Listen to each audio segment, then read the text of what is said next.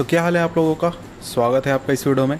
और ये वीडियो हमारा क्लास 10th का चैप्टर नंबर फर्स्ट का हिस्ट्री का चैप्टर नंबर फर्स्ट, जो कि हमारा nationally rise of nationalism in Europe, यानी यूरोप में राष्ट्रवाद का उदय। और उसका ये वीडियो पार्ट नंबर है 8। इसके पहले 7 वीडियोस किए हैं इस चैप्टर के ऊपर मैंने, जिसका लिंक मैंने नीचे डिस्क्रिप्शन में प्लेलिस्ट में दिया हुआ है। अगर आपने वो वीडियोस नहीं देखे तो आप वो वीडियोस वहाँ से देख सकते हैं। तो आइए हम आगे बढ़ते हैं और इस टॉपिक को पढ़ते हैं इस चैप्टर के अंदर। तो अभी तक तो हमने बहुत सारी चीज़ें पढ़ी यूरोप के बारे में और वहाँ के नेशनलिज्म के बारे में। अब हम पढ़ने वाले हैं जर्मनी और इटली के बारे में, कि आखिर जो जर्मनी जो स्टेट हम नाम सुनते हैं और जो इटली आज हम कंट्री का नाम सुनते हैं, ये आखिर बने कैसे।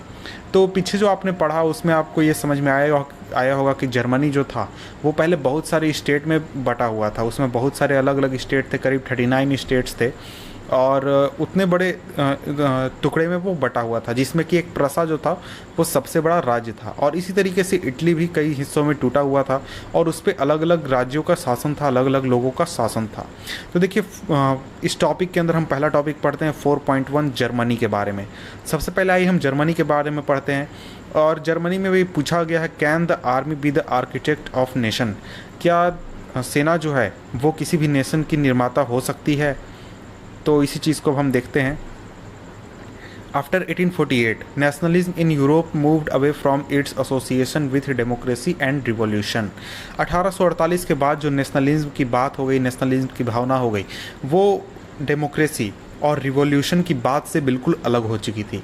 जो नेशनलिस्ट सेंटिमेंट होते थे वो बहुत ही यूज़ किए जाते थे कंजर्वेटिव लोगों द्वारा मोबिलाइज करने के लिए और प्रमोट करने के लिए जो स्टेट पावर है उसको, और पॉलिटिकल डोमिनेशन को अचीव करने के लिए या फिर बढ़ाने के लिए यूरोप में अपने रिक्वायरमेंट के हिसाब से।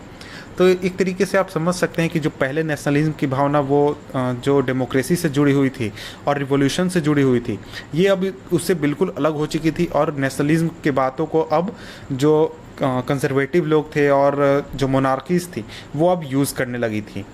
और this can be observe in the process by which Germany and Italy came to be unified as nation state।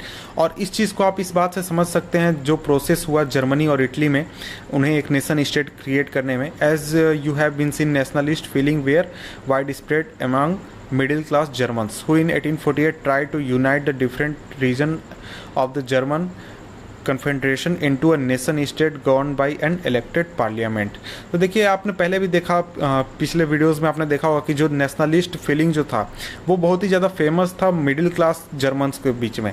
Germany के जो मिडिल क्लास लोग थे उनके बीच में काफ़ी ज़्यादा फेमस था। इसीलिए उन्होंने 1848 में ट्राई किया था कि जो जर्मनी के जो डिफरेंट रीजन्स हैं, जो अलग अलग राज्य हैं, अलग अलग लोगों द्वारा शासन किए जा रहे हैं, उन सभी को एक नेशन स्टेट के रूप में बदला जाए, उन सभी को एक में मिलाया जाए और जो कि गवर्न हो एक इलेक्टेड पार्लियामेंट से। This liberal initiative to nation building was however repressed by the combined forces of monarchy and the military supported by the large land owners called Junkers of Prussia. तो देखिए ये जो पूरा event हुआ, ये middle class के लोगों द्वारा जो इवेंट हुआ था, इसे पूरी तरह से सप्रेस कर दिया गया था। ये जो मोनार्की थे, जितने भी प्रशा भी जिसमें था और भी अलग अलग जो मोनार्कीज थे उन सभी द्वारा, और इनके साथ मिलिट्री और जो बड़े लैंड ओनर्स थे वहाँ के ज़मींदार जिसे कि हम कह सकते हैं, उन सभी का सहयोग से इस पूरे इनिशिएटिव को क्रश कर दिया गया था, दबा दिया गया था। और उसके बाद यानी इस पूरे इवेंट के बाद 1848 के इवेंट के बाद जो प्रशा था उसने एक तरीके का लीडरशिप ले लिया मूवमेंट के लिए, नेशनल यूनिफिकेशन के लिए जो मूवमेंट था उसका लीडरशिप उसने ले लिया। जो इसका चीफ मिनिस्टर था प्रशा का, ऑटो वॉन बिस्मार्क। तो ये जो ऑटो वॉन बिस्मार्क था वो एक तरीके का आर्किटेक्ट हम कह सकते हैं, वो था इस पूरे प्रोसेस के लिए। और इस पूरे प्रोसेस के लिए उसने प्रशा की जो आर्मी थी और ब्यूरोक्रेसी उसका उपयोग किया था, उसका मदद लिया था अपने इस ड्रीम को, अपने इस वर्क को अचीव करने के लिए, अपने इस वर्क को अचीव करने के लिए। There were 3 wars over 7 years with Austria, Denmark and France ended in Prussian victory and completed the process of unification. In January 1871, the Prussian king William I was proclaimed German emperor in the ceremony held at Versailles. तो देखिए 3 wars लड़े गए Austria, Denmark और France के साथ, और इन तीनों में प्रसा की जीत हुई। और इन तीनों जीत के साथ जो प्रसा का यूनिफिकेशन का जो प्रोसेस था वो कंप्लीट हुआ। और 1871 में जनवरी में जो प्रसा का जो किंग था विलियम वन, उसे जर्मन एम्परर घोषित कर दिया गया। और इसके लिए एक वर्साई में एक इवेंट ऑर्गेनाइज किया गया था। और इसके बाद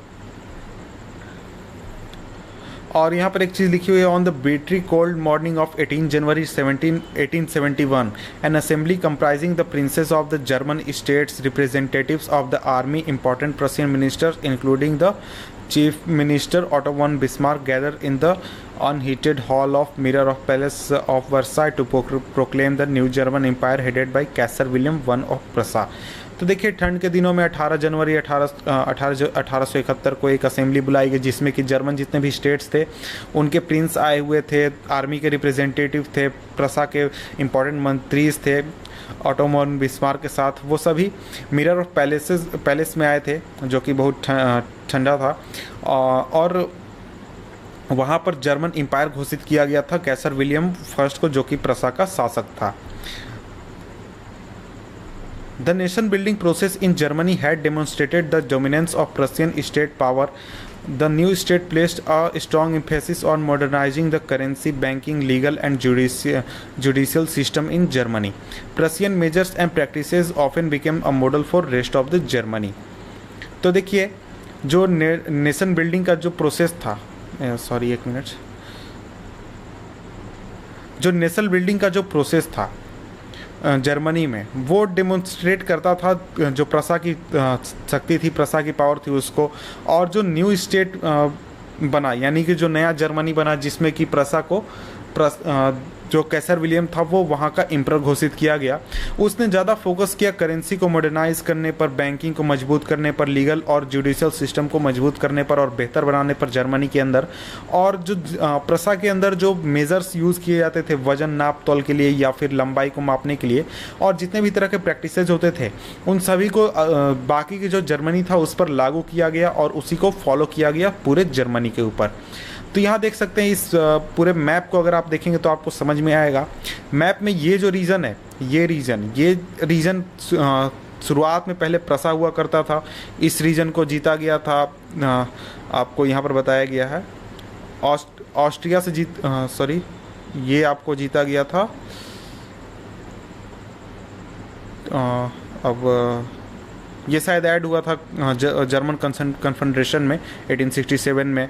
और येलो रीजन जो है वो ऑस्ट्रिया का रीजन था, उसको कैप्चर किया गया था। इस तरीके से पूरा रीजन था, अलग अलग जगहों से इसे कैप्चर किया गया था।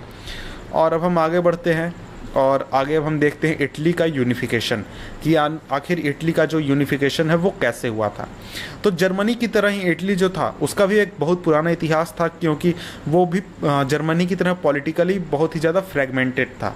Italians were scattered over several dynasties, states as well as the multinational Habsburg empire. तो इटली जो था वो बहुत ही अलग अलग डायनेस्टीज़ के अंदर में शासन के अंदर में आता था। बहुत अलग अलग हिस्सों पर अलग अलग लोग शासन करते थे, अलग अलग एम्पायर शासन करता था। During the middle of the 19th century, यानी 19th सेंचुरी के मिडिल में इटली जो था वो 7 स्टेट्स में डिवाइडेड था, 7 स्टेट्स में वो डिवाइडेड था, जिसमें से केवल एक सरदाना पिडमोंट जो था वो एक इटालियन प्रिंसली हाउस द्वारा रूल किया जाता था। यानी सिर्फ एक स्टेट था 7 स्टेट में से जहाँ का जो रूलर था वो इटालियन था, बाकी दूसरे रीजन जो थे उस पर बाहर का कोई रूलर शासन करता था। नॉर्थ रीजन जो था उसको रूल किया जाता था ऑस्ट्रियन हैब्सबर्ग एम्पायर द्वारा, सेंटर को रूल किया जाता था पोप द्वारा, साउदर्न रीजन को रूल किया जाता था बर्बन किंग ऑफ स्पेन द्वारा, यानी कि जो स्पेनिश थे वो रूल करते थे। Even the Italian language had not acquired one common form and it still had many regions and local variation। तो देखिए इटालियन लैंग्वेज जो था वो एक फॉर्म उसने एक्वायर नहीं किया था और उसके बहुत अलग अलग रीजनल और लोकल वेरिएशन थे, अलग अलग वेरिएशन थे। और वहाँ पर एक तरीके से हम कह सकते हैं यूनिफिकेशन नहीं था वहाँ के लोगों के बीच में। ड्यूरिंग द 1830s, यानी कि 1830 के आसपास जो जोसेफ मेज़नी था उसने एक अपना विज़न दिया कि वो चाहता है कि जो इटालियन रिपब्लिक है एक यूनिटरी इटालियन रिपब्लिक बने, जहाँ पर सभी जितने भी अलग अलग स्टेट्स हैं उनको मिलाकर एक इटालियन रिपब्लिक बनाया जाए। He had also formed a secret society called young Italy. तो जो जोसेफ मेज़नी था उसने एक सीक्रेट सोसाइटी भी फॉर्म किया था जिसका नाम था यंग इटली। और इस पूरे संगठन का मकसद ही यही था कि एक इटली बनाया जाए जो कि पूरे यूनिफाइड हो, पूरा यूनिफाइड हो। और इस क्या कहते हैं, the failure of revolutionary uprising both in 1831 and 1848 mean that the mantle now fell on Sardinia Piedmont under its ruler king Victor Emmanuel second to unify the Italian states through war. तो देखिए जो events हुए थे 1831 में और 1848 में, उन events के फेल होने के बाद ये एक तरीके से पूरा भार जो था इटली को यूनिफाई करने का, वो एक तरीके से सरडाना पिडमोंट के ऊपर आ गया जो कि इटालियन एक तरह का पेनिनसुला स्टेट था। और उसके ऊपर ये जिम्मा आ गया कि वो इटालियन स्टेट्स को एक में मिलाकर एक बड़ा इटली क्रिएट करे और एक यूनिफाइड इटली का निर्माण करे। और यहाँ पर एक और बात नोट करने वाली ये है कि जो रूलिंग एलिट्स थे इस रीजन के, वो एक यूनिफाइड इटली बनाना इसलिए भी चाहते थे क्योंकि एक यूनिफाइड इटली बनने से इकोनॉमिक डेवलपमेंट भी होगा और उनका पॉलिटिकल डोमिनेंस भी इस रीजन में बढ़ेगा। इस वजह से भी वो चाहते थे कि एक यूनिफाइड इटली का निर्माण हो। अब यहाँ हम बात करते हैं चीफ मिनिस्टर कैवर, यानी जो इटली में जो सरडाना पिडमोंट था उसका चीफ मिनिस्टर कैवर के बारे में। तो ये बहुत ही इंपॉर्टेंट व्यक्ति था क्योंकि इसने ही पूरा प्लान तैयार किया था पूरे इटली को यूनिफाई करने का। Chief minister Cavour who led the movement to unify the regions of Italy was neither a revolutionary nor a democrat. तो देखिए ये जो व्यक्ति था ये ना ही रिवॉल्यूशनरी आइडियोलॉजी को फॉलो करता था ना ही डेमोक्रेसी की आइडियोलॉजी को फॉलो करता था। तो जो दूसरे वेल्दी और एजुकेटेड मेंबर्स थे इटालियन एलिट जो ग्रुप होता है हाई क्लास सोसाइटी के, उन मेंबर्स की तरह ही ये फ्रेंच ज़्यादा बेटर बोल लेता था मुकाबले जो इटालियन था। यानी इटली का होने के बावजूद, इटली कंट्री को यूनिफाई कर रहा था लेकिन उसके बावजूद ये फ्रेंच ज़्यादा बेटर बोलता था इटालियन के मुकाबले। Through a tactful diplomatic alliance with France engineered by Cavour, Sardana Piedmont succeeded in defeating the Austrian forces in 1859। तो देखिए कैवर ने बहुत ही चालाकी से फ्रांस के साथ एक अलायंस किया और इस अलायंस के साथ ही जो सरडाना पिडमोंट था वो सक्सीड हो गया ऑस्ट्रियन ताकतों को डिफीट करने में 1859 में। Apart from regular troops, a large number of armed volunteers under the leadership of Joseph Garibaldi joined the fray। तो देखिए जो रेगुलर ट्रूप्स थे यानी जो सेना थी उसके अलग से भी बहुत सारे आर्म्ड वॉलंटियर्स आए, बहुत सारे लोग शामिल हुए सैनिक के रूप में आगे आए और इसका लीडरशिप कर रहा था जोसेफ गैरिबाल्डी। और 1860 में they march into south Italy and the kingdom of two Sicilies. तो देखिए 1860 में ये जो जोसेफ गैरिबाल्डी था वो अपने समर्थकों के साथ, अपने फॉलोअर्स के साथ, जो लोग इसके साथ आए थे उनके साथ मिलकर ये साउथ इटली में घुस गया और फिर किंगडम ऑफ टू सिलिसेस में भी पहुंच गया। और वहाँ पर जो लोकल पेजेंट्स थे उनका भी सपोर्ट हासिल करने में ये सफल हो गया और वहाँ से बहुत ही आसानी से इसने स्पेनिश रूलर जो थे, स्पेनिश जो एम्पायर था वहाँ पर फैला हुआ, उन सभी को वहाँ से खदेड़ने में कामयाब हुआ। और इसके बाद 1861 में जो विक्टर इमानुएल था यानी जो सरडाना पिडमोंट का रूलर था उसे यूनिफाइड इटली का किंग घोषित कर दिया गया, राजा घोषित कर दिया गया। However, much of the Italian population among whom rates of illiteracy was very high remained blissfully unaware of liberal nationalist ideology। तो देखिए इस पूरे काम क्रिया के दौरान ये जितना भी चीज़ें हो रही थी उस दौरान जो इटालियन पॉपुलेशन था उसमें से बहुत बड़ा हिस्सा ऐसा था जो कि इलिटरेट था और उसे इन सभी चीज़ों लिबरल नेशनलिस्ट आइडियोलॉजी और इस तरह की बातें उन्हें समझ में नहीं आती थी। The peasant masses who had supported Garibaldi in southern Italy had never heard of Italia and believe that la Talia was Victor Emmanuel's wife.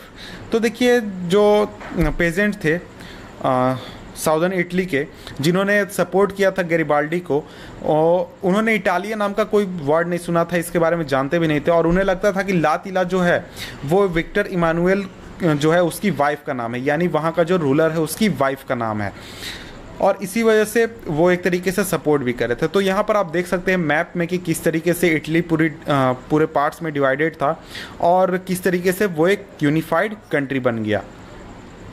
तो ये था हमारा वीडियो। इसके बाद हम पढ़ेंगे topic number 4.3 the strange case of Britain, यानी Britain के बारे में हम पढ़ेंगे। तो इस वीडियो में हमने देखा जर्मनी और इटली का यूनिफिकेशन। तो मिलते हैं आपसे हम नेक्स्ट वीडियो में, तब तक के लिए गुड बाय।